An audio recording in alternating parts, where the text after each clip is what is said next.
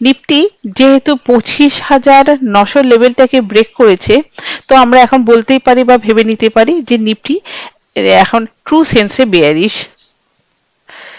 তো এখন আমাদের রণনীতি হওয়া উচিত সেল অন রাইজ। আমাদের সেল অন রাইজের লেভেলটাই হচ্ছে 25,930 থেকে 960 লেভেলটা। এই জোনটার মধ্যে বাই চান্স যদি নিফটি গ্যাপ আপ ওপেন হয় বা এই জায়গায় যদি রিট্রেসমেন্টে পৌঁছয়, সেই জায়গাটাতে আমরা একটা সেল অন রাইজ ইনিশিয়েট করতেই পারি।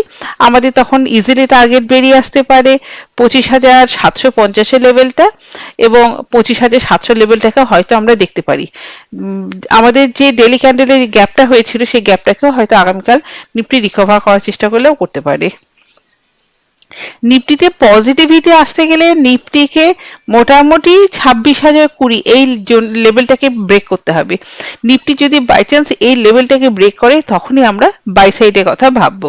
তখন আমাদের টার্গেট বেরিয়ে আসতে পারে 26,050 থেকে 80 জোনটাতে।